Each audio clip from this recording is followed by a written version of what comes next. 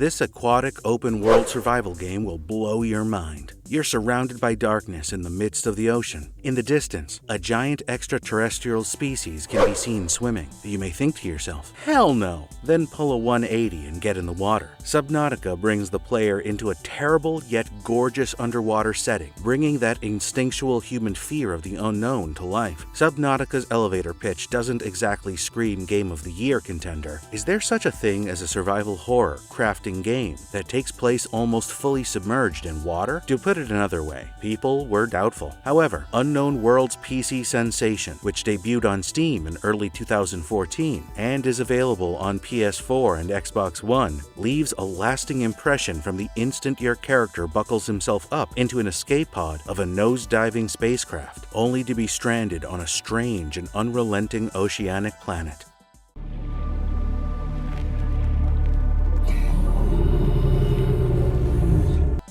Subnautica 2018. Subnautica is set in the not-too-distant future. On its maiden trip, the Aurora, a deep space starship built by the Altera Corporation, was dispatched to a system at the farthest reaches of known space. Its main goal is to construct a phase gate, a piece of high-speed space transit infrastructure. However, the other purpose, which most of the crew is unaware of, is to locate and perhaps recover the occupants of a ship named the Degassi, which crashed 10 years ago on planet 4546b. The Aurora is struck by a mystery electromagnetic pulse as it approaches 4546b's orbit, and it begins to crash down on the planet. Several members of the crew, including Riley Robinson, the player character, jump into evacuation pods. The occupants of the other life pods die for different reasons, leaving Riley as the sole survivor. Riley discovers documents indicating that only 3 members of the Degassi crew survived the original crash, but subsequently 2 of the 3 are verified deceased and 1 is presumed dead. Riley also learns about the Precursors, an old advanced alien species that arrived on planet 4546b around 1,000 years ago in pursuit of a cure for the Kara bacterium, a highly contagious sickness. Kara was discovered by the Precursors while exploring an undiscovered planet, and the sickness spread owing to a quarantine failure, killing over 140 billion people. The Precursors searched thousands of worlds for a cure, and eventually discovered a species of organism on 4546b called the Sea Emperor Leviathan that generated an antibody that could treat Kara.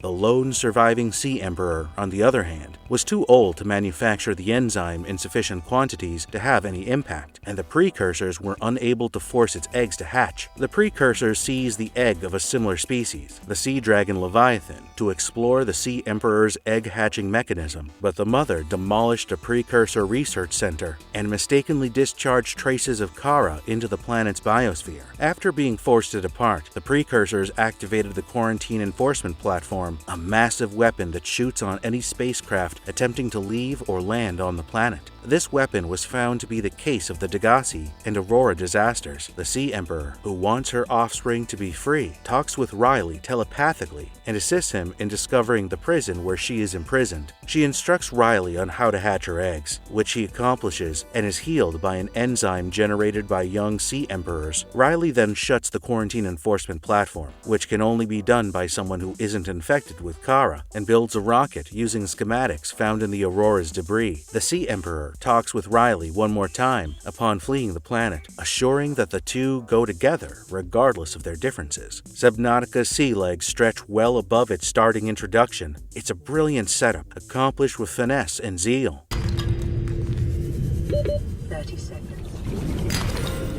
After the crash, players are able to explore the depths underneath their floating, damaged escape pod, which serves as an apparent base of operations in the early hours of the gameplay. You'll have to explore your environment, acquire materials, improve and construct new gear, and eventually figure out what happened to your crew while trying to figure out how to get out of this subaquatic nightmare. Subnautica is a complete horror by all means, while Unknown Worlds does an excellent job of conveying the bioluminescent beauty of life beneath the sea. Your sense of wonder and interest will quickly turn to terror as you learn about the creatures and cryptids that live in these same seas. Unknown Worlds plays on the universal dread of not knowing what lurks beneath our feet when swimming in the big blue oceans, thalassophobia, the fear of deep water underwater bodies is the crutch of the theme. The same fear you would get while playing games like Amnesia or Outlast can be experienced while playing Subnautica too, which is engineered and shown to us perfectly. Subnautica's horror characteristics are further enhanced by the fact that you are sometimes rendered helpless in the face of foes. Some of the weaker hostiles can be handled with your survival knife or the prawn exosuit industrial drill, but the ocean's apex predators are virtually impossible to kill. Your finest weapons for surviving in the perilous depths are alertness, stealth, and diversion.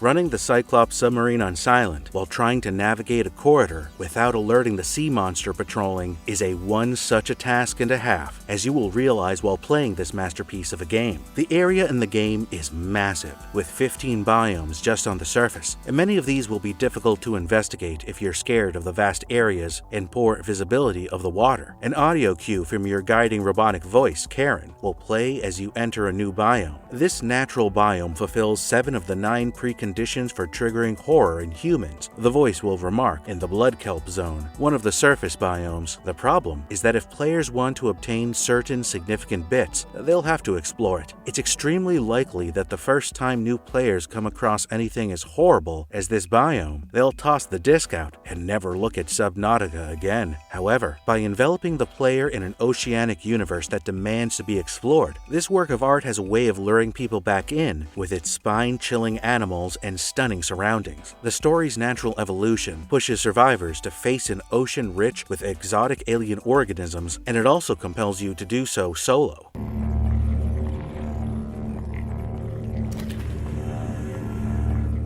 Unknown Worlds Entertainment announced Subnautica on December 17, 2013, with Charlie Cleveland as director and lead gameplay programmer and Hugh Jeremy as producer. Cleveland was strongly influenced by Minecraft, which changed the gaming industry and threw away all traditional challenge and progression-driven games, according to Cleveland. The release of Minecraft coincided with the publication of Natural Selection 2 by Unknown Worlds. The crew was burned out and wanted to try something different, so they decided to create such a game. Other influences include scuba diving, James Cameron cinematography, and simply the sensation of exploring the ocean's deep, dark, alternatively beautiful, and terrifying depths. I'm feeling like an explorer, nearly an astronaut, and I'm not sure what I'll discover. Cleveland initially saw it as an exploration game rather than a survival game. Unlike many other survival games, which abandon narrative in favor of more free-form playground action, Subnautica's tale is a well-written, surprisingly well-acted sci-fi mystery that encourages you to play long past the 30-hour mark. The radio in your escape pod is a constant supply of the side tasks that help you piece together a narrative thread, keeping the game moving forward by drip-feeding contextual knowledge and dramatic revelations that deepen your grasp of the universe and its many secrets.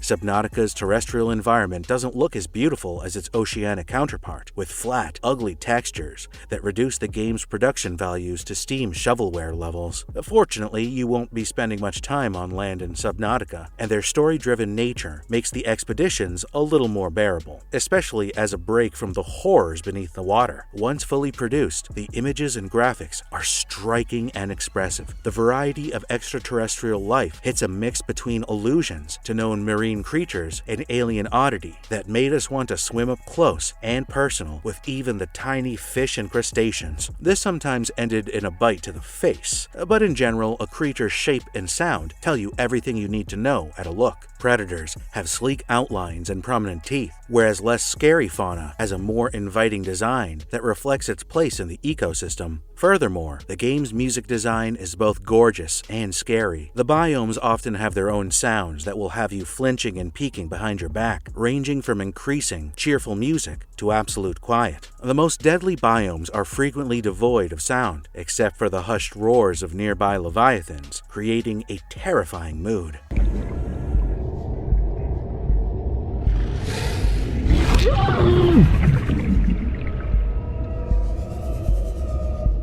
Subnautica is a game that immerses players in a large underwater world, full with bizarre species and gripping storylines. It's a remarkable piece of game design that will live on in the hearts and imaginations of millions of players around the world. It is a model for how open-world survival games should be made. From the surface to the seabed, it's fanciful, fresh, and terrifying, with a tale that kept shocking the people, and a cast of aquatic monsters that truly haunts dreams. Even after more than 50 hours, I still haven't figured out all of the game's mysteries. It's a measure to how alluring those mysteries are, that players are willing to overcome their concerns and repeatedly plummet their submersible pods in the deepest recesses of the ocean's merciless abyss.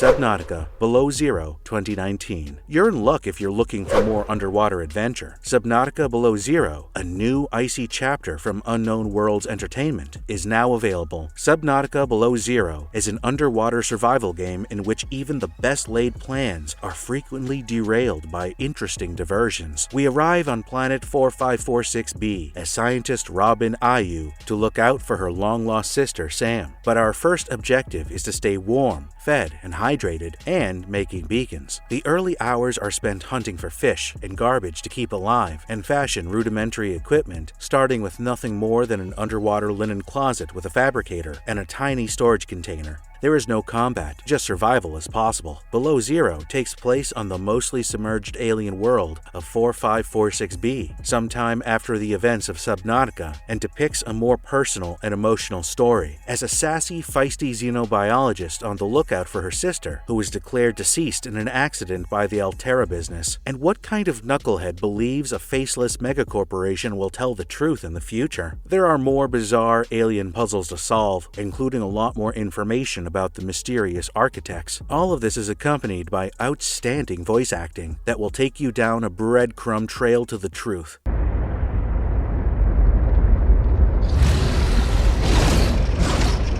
As you track down uninhabited Altera facilities and piece together what happened using context clues and voice logs, you'll get to unlock and play with new technology like the Spy Pengling, an adorable little robot that can access areas Robin can't. Combat is still restricted, particularly in the water, but this is by design. If you could merely strap a machine gun to your suit, Subnautica would lose a lot of its sense of danger. It's a lot more exciting to have to sneak past or escape the gigantic ice worms and sea creatures that protect several important story places and resources. Subnautica Below Zero has planet 4546b on its side. Despite the fact that the formula has been done to death over the last decade, it's a lovely area to explore, full of vibrant landscapes that each yield a unique mix of raw materials. You swim between crystalline icebergs, mazes of coral passageways, and colorful cave networks, evaluating the risk of suffocation against the possibility of oxygen plants in the next chamber.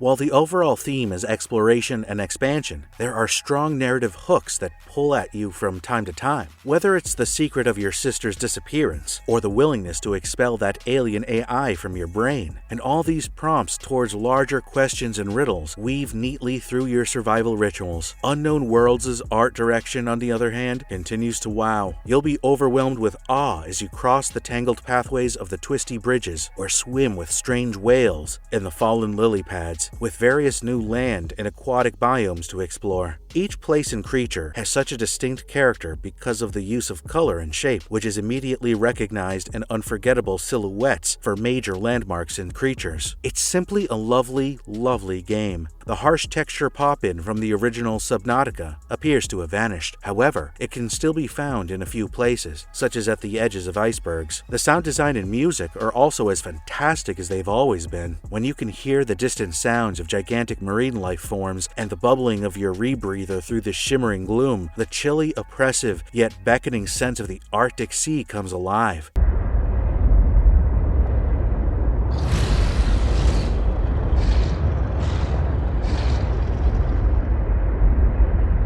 You'll certainly get to the stage where you can close your eyes and construct an approximate mental map of what kind of critters are nearby, including their relative position and distance, which is not only handy, but also really astounding that it's feasible at all. Such a massive 3D area. Subnautica Below Zero is a huge, chilly mouthful of one of the best open-world survival games since the genre's debut. It may not be as large as the original, but each trench, cave, and vicious shark squid thing has so much style and substance that it's difficult to criticize. New vehicles, new devices, and overall technical performance masterfully complete out the experience. You'll not be disappointed, whether you were starving for more Subnautica or had no idea what you're in for.